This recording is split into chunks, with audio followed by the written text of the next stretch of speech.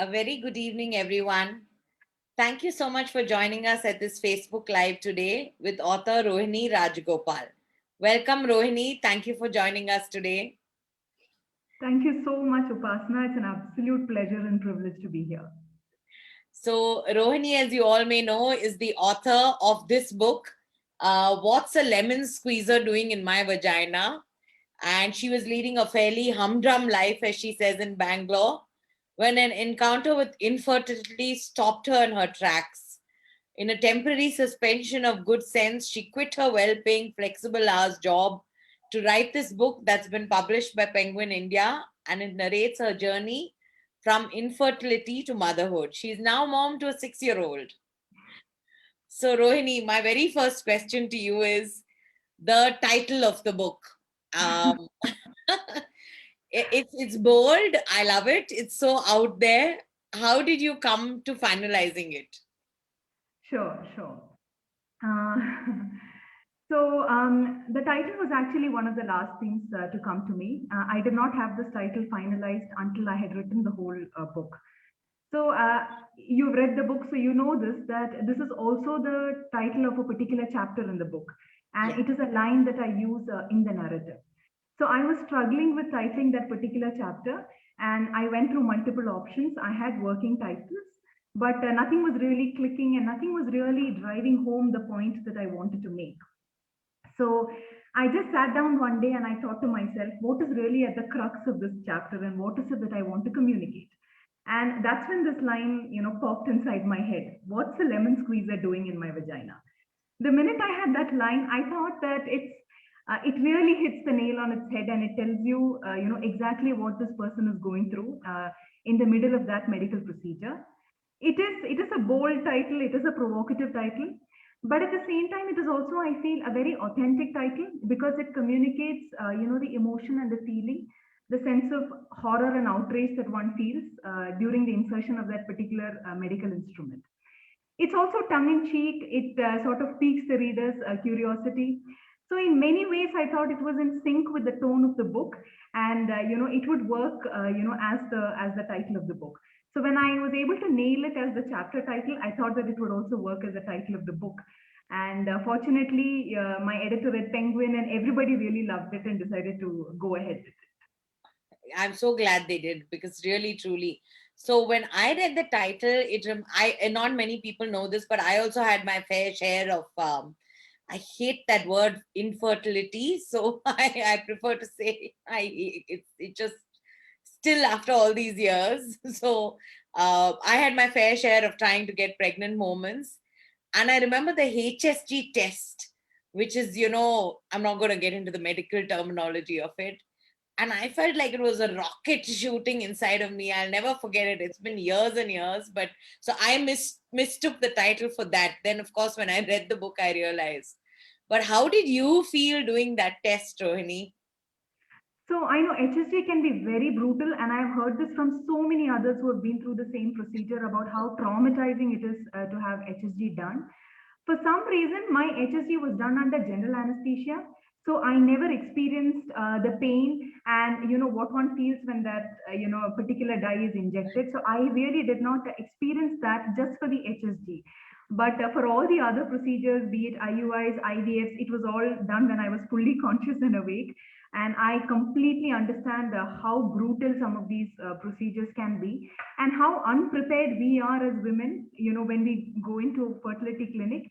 Because I can speak for myself, I really went into the fertility clinic thinking that it would be a very small fix. Maybe I would have to take a pill, maybe there would be some minor procedure, and I would walk out of the clinic in a couple of months with a baby in hand.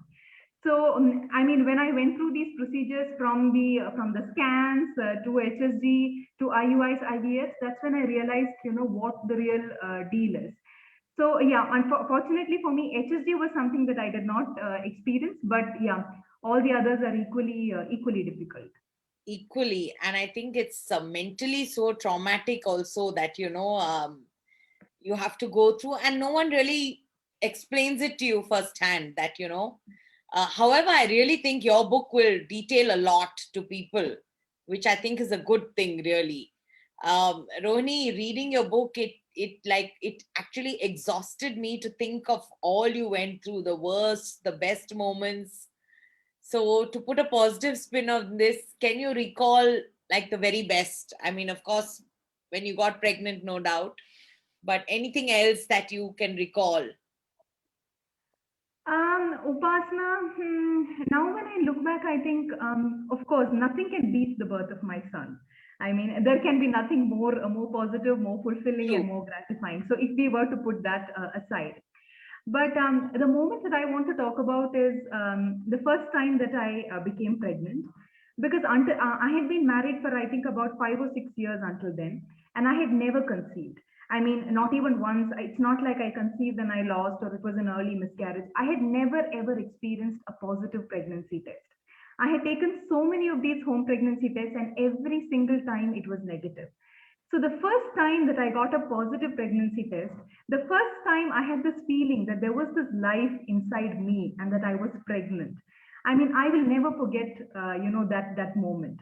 It was like falling in love for the first time because I was walking around like a teenager. I had this smile on my face. I had this, skip in my gait, and it was a secret. I couldn't say this to anybody, but I would have blurted it out if anybody asked because I was just brimming with that, with that feeling of excitement and anticipation and love that you feel towards your unborn child.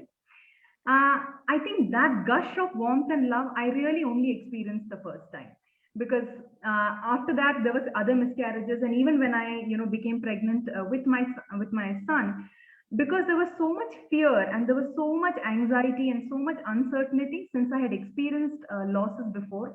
I could not feel that same undiluted love and excitement. It was always mixed with a lot of nervousness and a lot of fear. So I think the first time that I became pregnant, I mean, and I fell in love with my unborn child, I think that really stands out for me as, one of those moments. I remember when I used to drive to work every day in the morning, I would give myself permission to daydream about my baby and daydream about, plan ahead and think of all the things that I would, think of. It is not really advisable to do while driving, but that's what I used to do. No, I can understand. Like, we are also so conditioned in India about superstition and, for want of a better word, nazar, you know. Yes, yes, So yes.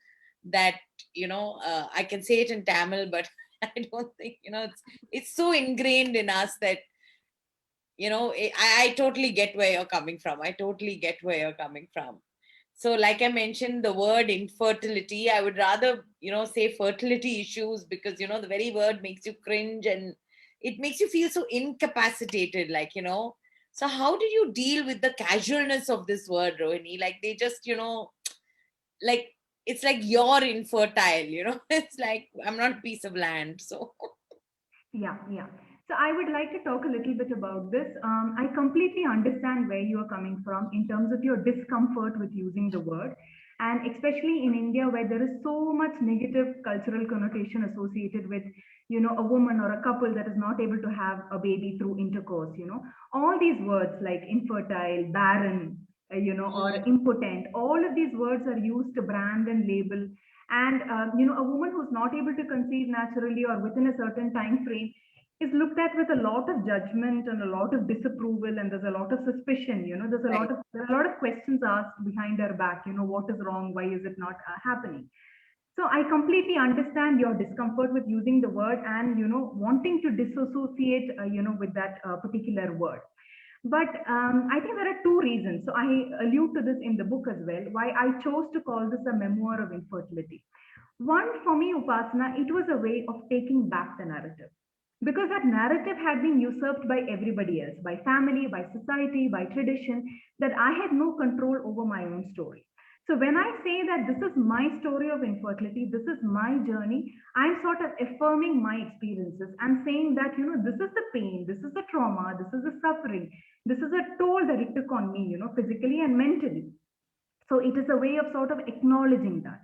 I don't want to make it any less. I don't want to minimize it. I don't want to sort of, sugarcoat it, whitewash it. I want to say Mm, it for what it is. And by using the word infertility, I am saying it for what, for what it is.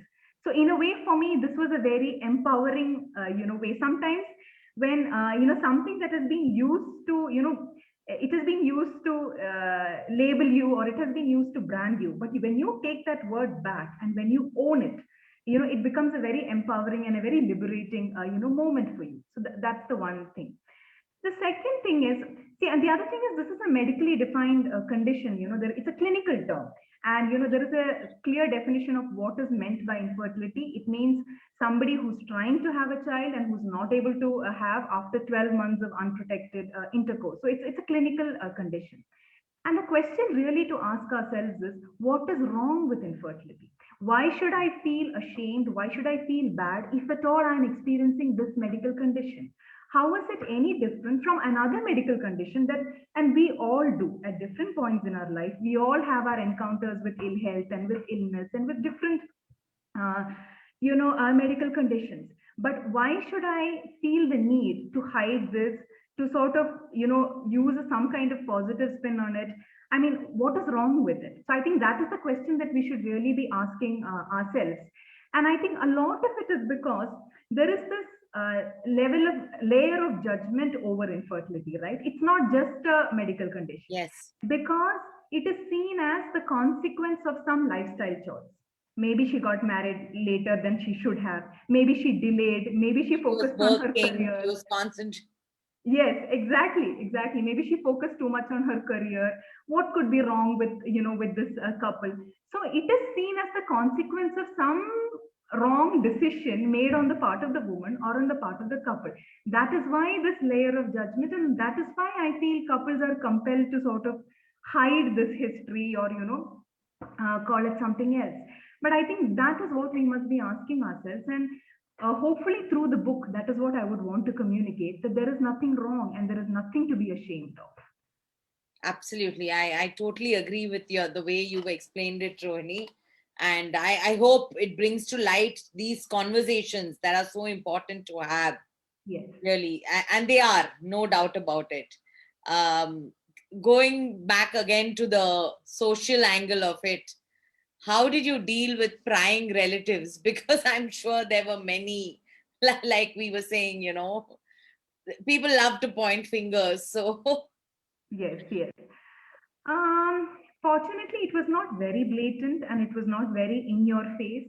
good. But I could sense, I mean, these are things that we can all sense. There were Right. murmurs behind my back. And there was this one particular instance when somebody asked me point blank whether I was taking treatment.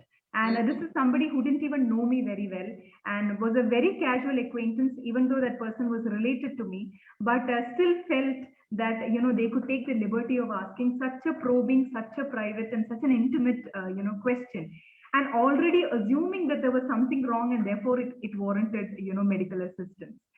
So I can't say that at any point I learned to sort of brush it aside or ignore it or laugh it off. Not really, not really, Upasana. I would say that every single time I felt reduced, as if this was the only thing about me that was worth talking about, or the only thing about me that really stood out.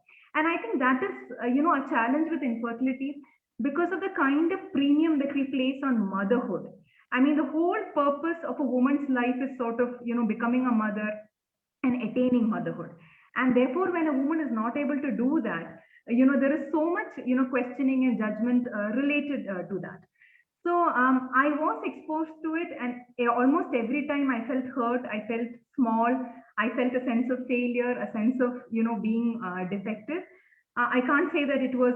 At one point of time, I was able to brush it off. It was just water off a duck's back. No, it was difficult, and I think one of the things that I really want to communicate through the writing of this book is how we can sensitize ourselves when in situations like these, in circumstances like these. Because in our culture and in our society, it's absolutely normal to ask a young couple, so when are you giving us the good news? It is so normalized that the idea is not even penetrated our minds that maybe that is an invasion of somebody else's privacy and somebody's fertility journey has nothing to do with us. So I think these are things that we really need to, challenge, and these are things that we really need to change about the way we, interact with each other. Yeah, I think some people even these days go to the extent of saying everything's okay, right? You've been to the doctor, right? Yes, yes. To the doctor. So, just which is, I guess some people mean it well, but it is an invasion of something that's very, very intimate and a totally personal decision of the couple. It is well intentioned. I will not deny that, Yes. and mostly it comes from, immediate family or extended Mhm. family. So Yeah, it comes from a place of concern. But people don't realize that you're actually causing more harm than doing, any real good. correct. True, very true. So as I was reading the book, Rohini, midway I had this realization. I said, this is like a, good Indian girl, and where is the religion in this? And I remember underlining this one line where you say, if your car broke down in the middle of the road, what would you do? Call a mechanic or speak to God? Infertility was essentially a mechanical problem which demanded a mechanical solution. Where was the scope for divine help? So how did you, go down that path? Right, right. So I think in the initial months and in the initial years, I was in denial about my infertility because I thought that this was a small thing and it would get resolved. If not this month, then next month. And Right. even when I went and sought medical assistance, I thought maximum 3 months. That was a time frame that I gave myself because I had this goal in my head that I had to be pregnant by 30. So I thought, a few months here and there, and I should be able to meet this goal, which says a lot about the kind of person I am and the way I, plan things You're in my not alone, Rohini. Even I had these goals, and I'm talking way back. Okay, so right. so These are the things that have been told to us, right? Get married at this age, have yeah, children by this two, age. 3 years or whatever. Anyways, Right, please right. go ahead. You were saying something. So I had all these goals, and I was in denial about my infertility, and I thought that it would happen if not this month, in another couple of months. And I would get really annoyed if somebody said, you must pray or you must visit this temple or have you tried this ritual or this puja? Because I really didn't see any meaning in that kind of, divine intervention. I thought if at all, there is something wrong with our reproductive apparatuses, then we would have to seek medical assistance for that in order to fix that. I really did not see the scope for divine intervention. That is the approach with which I began my journey of infertility. And I would get annoyed and I would get irritated, and I really wouldn't, pay heed to anybody, who spoke about the role of faith or the role of, God in terms of conquering infertility. What I think after a point of time, so what happened was I went through a series of IUIs and IVFs, and I also had my first miscarriage. I realized that there is a certain unknowable element as far as conception is concerned. I mean, you can create the best conditions for it. You can have the best embryo and the best endometrium, and everything can be perfect in terms of your hormones, in terms of your body, but still it might not happen. So there is an element of luck. There is an unknowable element as far as conception is concerned. And I think that is what sort of led me towards religion and prayer and God, because that became a way for me to conquer that uncertainty.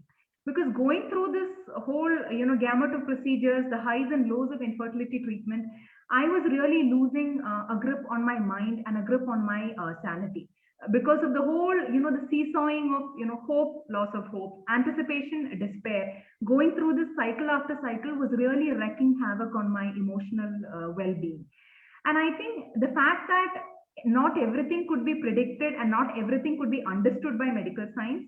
Hmm. And two, I myself needed some kind of anchoring, Yes. some kind of emotional anchoring. I think these are the two reasons why I was drawn to prayer and to my faith, the faith that I was happened to be born into. But it was not that I really expected to have a baby because now I was praying or because now I was listening to these bhajans, but it became for me a psychological tool. It became Yes. for me a therapeutic tool. Something to hold on to while I was just getting tossed about, in the high seas Yeah. of You say fertility. it so beautifully, Rohini, that devotion provided me the emotional scaffolding to keep sailing in a treacherous sea, which Yes. I think puts it in a nutshell, right? Yes. So I have Kanika online, Kanika Many, and she says, hearing you currently is such a soothing effect on this topic, Rohini. I have many close ones who face the same situation. I'm sure you will empower many others through this interview and the book. More power to you always. Will definitely read the book soon. Thank you so much. So touched. Thank you, Kanika. And yes, do make sure you could probably, share this Facebook Live with your loved ones, and we wish them the very best in their journey along the way. So, Rohini, you also say over here in the book that you say that the internet, as everyone knows, is a deep, dark well echoing your own voice. You only hear what you want to hear. So, was the internet a friend or a foe to you during these times? Both. I can imagine. It was both. It was both my it was my undoing as well, and it also was a tool that really empowered me. So I'm the kind of person who does a lot of research on Google before entering any kind of situation, and infertility definitely led me to do a lot of research on the internet. It helped me in many ways because I feel that I was a very informed patient, and I was able to go to my doctor and ask all these questions, and I was able to say why not, why this, why not that, why this protocol, why not something else. So with whatever half knowledge and half data that I had from the internet, I was able to bring that into my discussions with the doctor, and also understand better what was happening inside the body, and what could lead to success or what could lead to failure in terms of infertility treatment. So in that sense it was very empowering. And the other thing that I discovered on the internet are all these communities. So there are these IVF and IUI support groups that exist on the internet. And because of the stigma associated with infertility, this is not the subject that we feel comfortable sharing with anybody. I mean, I certainly didn't share it with my friends or with my family. And even if I shared it, I was not sure how much they would be able to, comprehend what I was going on. Beyond saying something like, don't worry, it will happen. It will take some time, but it will happen. I felt beyond that, there was nothing much that, somebody in my life was able to offer.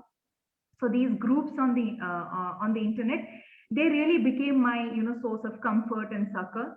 And I would lurk all these forums and try to figure out who else was like me, who was the same age, who had gone through the same number of procedures, who had a success this month. And I would draw a lot of hope and a lot of inspiration from those forums. But on the other side, on the flip side, I also would spend an inordinate amount of time just searching the internet and just googling myself crazy on every single thing that was in my report. So every number, every value, every image, I would sort of corroborate that with what is there on the internet and try to predict whether this is going to work or not. And and take back this information, this half-baked information to my doctor, and ask her questions and ask for repeat scans. So all of that, I would say that it was obsessive, it was a bit compulsive, and it was definitely made it challenging, the whole experience of the infertility treatment. So it had its flip side as well. And I think what one really needs is to do is to strike a balance between the two. It is important to have information, but if you overdo it, then it can really be your undoing.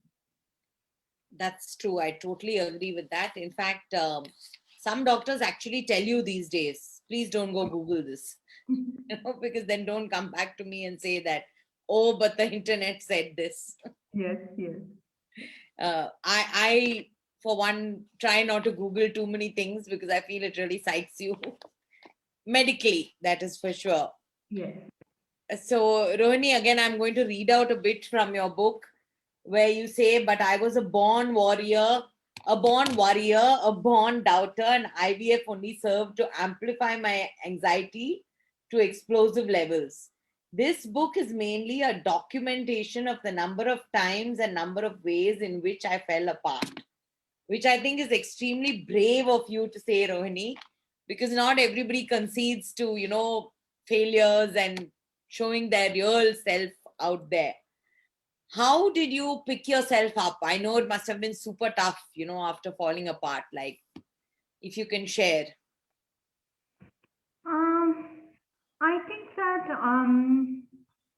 one is I had this very horse with blinkers on kind of approach as far as infertility treatment was concerned.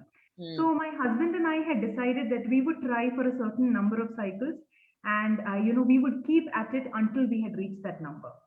Right, And I told myself, whether I fail, whether I succeed, I have to put myself through these number of cycles. Now, right. there is some medical reasoning behind that as well, Hmm. because the highest likelihood of experiencing success is at a certain point. Because IVF and even reproductive medicine is still nascent, and it is still evolving and developing. So the first cycle of treatment is more trial and error, where you're trying to figure out what works best for this particular woman's body in terms of what drugs or what protocol. So there is a certain amount of trial and error, and only when you get to the second or the third cycle that you really are able to fine tune the treatment and Hmm. make sure that it works for the patient.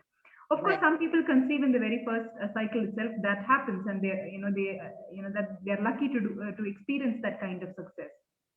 So I felt that if I stop before trying a minimum number of cycles, in our case we thought three cycles, then we would be shortchanging ourselves, and we would not be able to go back and say that we have done everything that we could. So what we wanted to do was, maybe 10 years later or 20 years later, when we look back, we should be able to look back and have the satisfaction that we did whatever we could, but it didn't work, for whatever reasons. So I had decided that I would put myself through these three cycles. So until then, I was not thinking of failure or success. It was like, okay, one down, two down, now the next. That is how I, coped with it. But having said that, the second miscarriage that I experienced, I think that was one of those moments in my life that I feel I completely broke down. And it took the longest time for me to emerge from the grief and the pain and the sense of failure that I experienced as a woman at the end of that, second miscarriage. And I would say that not until I had my son could I really come to terms with that loss. Because every time when I thought about it, I would tear up. And it was so difficult to watch, people around me who were getting pregnant or having babies. And this is a feeling that a lot of women, experience, these pangs of Yes. jealousy, and why is it not happening for me when when it seems to be happening for, everybody else. So I think it took a long time for me to heal from the wound that was caused, by that loss. And only the birth of my son and becoming a mother sort of really helped me in, overcoming that particular phase. That's lovely to hear, Rohini. And it's so nice of you really to share all these emotions, because I'm sure there are so many people going through all this. So it will be a great comfort to them. Um, so, Rohini, how has the feedback been on this book? Like, have you received DMs from women trying to conceive?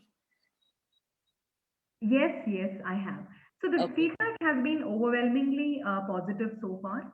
And I remember when I started writing this book, I really never imagined any kind of readership. I thought Okay. at best it would be read by my mom and my husband and my brother. I So a readership of five, that's what I okay. imagined, which also enabled me to be absolutely honest and candid, because I thought nobody is going to read it. I don't need to worry about, how this will be received. But I'm very fortunate that, it was picked up by a mainstream publisher like Penguin, and it has, managed to reach a lot of people outside my, social circle. So I have one of the most gratifying and one of the most fulfilling things for me is to receive messages or to hear from women who are either currently experiencing infertility or who have experienced infertility in the past, and the sense of recognition that they draw from the book. And I've had women say that, and I've had women sort of narrate their whole journey. Like, we started trying at this time and we've been through all these procedures and I've been through all these losses and I'm still, where I started, or this is how I became a mother. And opening up to me, I am a complete stranger to them, but sort of divulging all these very intimate and private details and finding some kind of recognition in this book of what they have experienced. I think that is that meets the purpose of this book as far as I am concerned, and that meets why I started telling the story. I think that whole question gets answered when I get these messages from women. And I have also been pleasantly surprised by some messages that I have received from men as well. Okay. So yes, so some of them, either they know somebody in their life who's currently experiencing this, maybe a sister or a friend, or or as a couple they have gone through this journey, and they have come back and they have said that this has given them some insight into the mind and heart of a woman who is traveling this path, because it is very difficult to explain what you're going when you are actually immersed in those circumstances. I have spoken about this in my book, about how my husband and I, how we approached infertility and how we were on two ends of the spectrum. The Yes. way, the emotions I felt and the emotions he felt, his attitude towards this and my attitude towards this. So I think, so if you are in a relationship and your partner is going through this, I think this gives some insight into what, on the toll that it takes on a woman's, heart and brain. So I have had men telling me, that it's been eye opening and mind opening for them as well. So all of that has been very, very, very positive and very gratifying. I'm so glad, because I really think it'll be a great guide and inspiration to someone who's trying to have a baby. It'll be really, really helpful to them. So, in where you're introduced, your work is introduced, there's a line that says, pregnancy was an exclusive club and I wanted to break in. What would be your advice to women who are battling, fertility issues out there? Mm, I think the most important thing that I want to say is that you are not alone. Yes. And through the writing of this book, it is a way of linking arms, and it is a way of for us to come together as a community. And because when I was going through this, I felt completely isolated. I felt completely alienated. In fact, I still remember I was googling for books, or some kind of representation in movies or culture or poetry, of this experience, because this is such a deep and such a traumatic experience, but there was so little representation around me in popular culture. Mm. And so by through the writing of this book, what I really want to do is to share my solidarity and my kinship with those who are experiencing it, for us to link arms and to form this community where we support each other. The second thing, I've already said this earlier, that you have nothing to be ashamed of. This Yes. doesn't take away anything from you as a woman, as a person. And this in no way is a reflection of who you are or what you bring to this world. So I think we have to lose that shame, that sense of failure and the sense of inadequacy that we experience when our body is not able to do something that we sort of take for granted. And the third thing that I would want to say is that we also need to examine this whole mythology surrounding motherhood and the pedestal on which we place motherhood and the extent to which it is glorified. And I think, at least for me, I can say that the desperation with which I approached infertility, so at least some of that came from social pressure. Because I was so concerned about, what if I don't become a mother? What if I don't fit into this box that has been created for me? And what if I don't fulfill all these norms that have been laid out for me? And just imagining the kind of disapproval and the kind of stigma that I would attract as a result of that, I think that was a big factor, that sort of motivated me to seek medical assistance and overcome infertility. So that is also a question that we need to ask as a society about, about why motherhood is seen as this ultimate, purpose of a woman's life, and and how not attaining motherhood is seen as a great failure on the part of that woman. So those are questions that we really need to ask and examine. Lovely. Excellent, Rohini. I hope the right people receive this advice and feel better about themselves, because that will really, really help. So, Rohini, you write. Yeah, sorry. Yeah, Please. I just want to add one Yes. more thing, is that when I went to the fertility clinic that I went to, there was no scope for counseling or seeking resources for our, mental health. But I'm told that now a lot of clinics have sort of come forward, and there is a counselor in house, and you are encouraged to seek counseling, both before and after or during treatment. So I would encourage people to seek whatever resources that are available to them, and to seek the help that they need, because it is an extremely difficult journey to go through, and you should seek every help that you can get. Yes, definitely. I 100% agree with you on that. And especially if the help is available. I have heard it is in many clinics. So y'all are lucky that it's there. So please do use that help.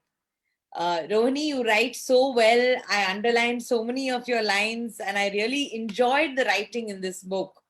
So, Thank you. what's next on the cards? Is there another book inside you? Or I never had any aspiration to become a writer. I was, like I say in the bio, I was just leading my humdrum life. life? Yeah, until I felt compelled to tell this particular story. So writing is something that I learned to do over the last, 2 or 3 years, and I've had to spend a lot of time and a lot of resources to bring it to whatever level that it is, today. So having, they say that writing is a muscle, and then when you exercise that muscle, it gets better. So Right. having put in so much effort and time into exercising this muscle, now I don't want to, let it rest. So I am definitely thinking of writing more, and I definitely, because this, I've also in a way found something that I really enjoy doing for its own sake. I mean, without any of the perks, that come with, writing, without even having an audience. This is something that truly makes me happy. It inspires me, and I'm passionate about it. So I don't have very concrete ideas, but I am thinking about, what I can write next, and I definitely want to pursue this and take it forward. Great. That's lovely. That's just so wonderful to hear. Um, Thank you again, all of you, for joining us today. And thank you so much, Rohini. And thanks to Pratik and Penguin India. The book we were discussing is this one, What's a Lemon Squeezer Doing in My Vagina? Published by Penguin India. So do get your copy or get it for someone who you know could be inspired and comforted by it. We have a very exciting live coming up this Friday at 6:30 p.m. and it's got a storytelling for children as well. So mark your calendars and join us for that. We'll put up the details on Monday, and keep watching the Gurgaon Moms Facebook page and website for updates. Stay home, everybody, until you really, really need to go out. Stay safe and do get vaccinated. Thank you so much for joining us today. And Rohini, thank you so very much again. Thank you so much, Upasana. You are the dream reader that every author wants. Thank you for all the care and attention with which you have read my book and shared it on your platform. I'm truly grateful for that. My pleasure entirely, Rohini. Thank you.